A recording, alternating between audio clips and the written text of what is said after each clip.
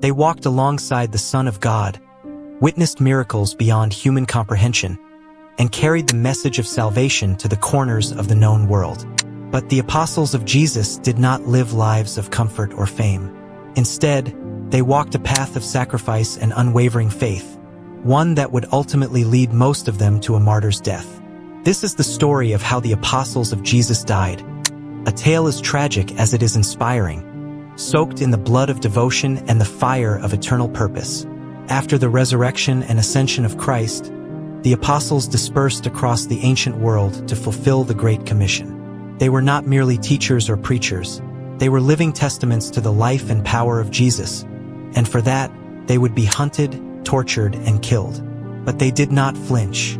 Each death tells the story of a soul so convinced of the truth they had seen that no blade, no fire, no cross could silence them. Peter, perhaps the most well-known of the apostles, Peter was bold, impulsive, and deeply devoted. He was crucified in Rome under the Emperor Nero. But when the moment came, Peter made a request. He did not feel worthy to die in the same manner as his Lord. According to tradition, he was crucified upside down. Imagine the humility in that act, the agony twisted into worship. Peter's upside-down cross became a symbol of humility and a reminder of the cost of true discipleship. Andrew, Peter's brother, Andrew also met his end on a cross. But not just any cross, a crux de cussida, or X-shaped cross, now commonly known as St. Andrew's Cross. He preached in regions like Greece and Asia Minor, and when he refused to stop spreading the gospel, he was sentenced to die. It is said that he was tied, not nailed, to the cross, so that his suffering would be prolonged. For 2 days, he hung there, preaching to those who passed by, until his voice faded into death. James the Greater, James, the son of Zebedee, was the first apostle to be martyred.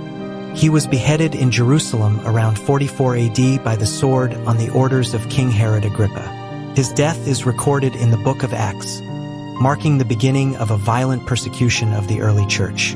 But James did not resist. He walked to his execution as a man going home. According to some traditions, the soldier who led him to the place of death was so moved by James's courage and faith that he converted on the spot and was beheaded alongside him. John, the beloved disciple, is the only apostle believed to have died a natural death. But that does not mean he escaped suffering. He was imprisoned, exiled to the desolate island of Patmos, where he received the visions that would become the book of Revelation. Before that, tradition says he was thrown into a vat of boiling oil but emerged unharmed. Even in survival, his life was marked by isolation and pain. He lived to an old age in Ephesus, the last light of the apostolic generation, a living witness to Christ's glory.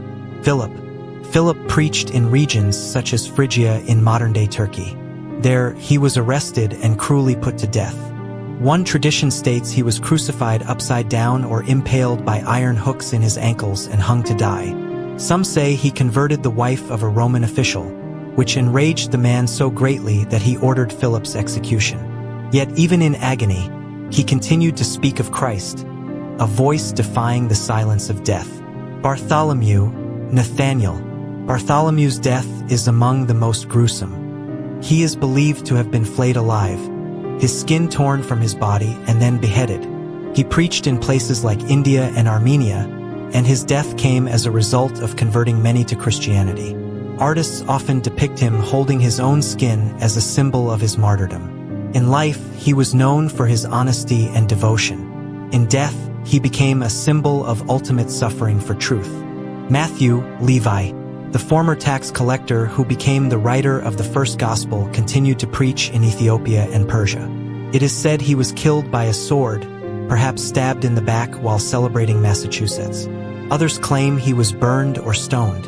Regardless of the exact method, the fact remains: Matthew died for the message he once documented, sealing his gospel with his own blood. Didymus. Thomas, often remembered as the doubter, became a fearless evangelist. Tradition holds that he traveled all the way to India, where he established Christian communities that survive to this day. He was martyred near Chennai, speared to death by local priests who opposed his message. In his death, Thomas erased all doubt, proving with blood what he once demanded in flesh, to see and touch the risen Lord. James the Less. James, the son of Alphaeus, sometimes confused with James the brother of Jesus, is said to have been pushed from the pinnacle of the temple in Jerusalem. When the fall didn't kill him, his attackers began to stone him. Finally, a fuller struck him on the head with a club, finishing what the fall had not. His death echoed the fate of Christ, rejected by the religious leaders, killed in the holy city he came to serve. Thaddeus. Jude, also called Thaddeus, was the apostle of hope and perseverance.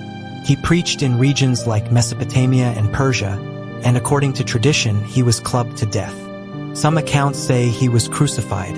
His epistle in the New Testament pleads with the early church to remain strong and merciful. His own end was violent, but his message lives on: build yourselves up in the most holy faith.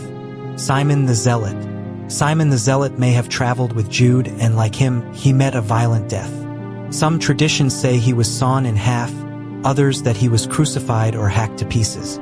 His name, the Zealot, refers not only to a political affiliation but to a passionate, fiery devotion. He was a man consumed with holy purpose, and his death was as intense as his life.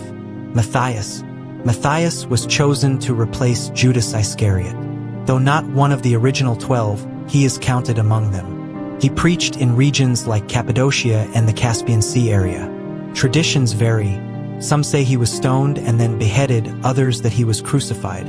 Regardless of the details, his end was one of suffering. He was chosen by the early church through prayer and divine guidance, and he fulfilled that calling unto death. Paul, the apostle to the Gentiles. Though not one of the original 12, Paul's impact on Christianity is impossible to overstate. Formerly a persecutor of the faith, he encountered Christ in a vision that changed the course of his life. He traveled extensively, wrote much of the New Testament, and was eventually arrested in Rome. As a Roman citizen, he was spared crucifixion and instead was beheaded under Emperor Nero. He died proclaiming the same gospel he once tried to destroy, a full circle of grace and redemption. These were not men of power or armies. They had no wealth, no political influence, no weapons. All they had was their faith, yet they changed the world. And though their bodies were broken, their spirits endure. In their deaths, we see not tragedy, but triumph. Each martyrdom, each tortured breath, was a declaration. Christ is risen, and he is worth it all. Their blood became the seed of the church, and from that crimson soil, a faith grew that no empire, no sword, no fire could extinguish.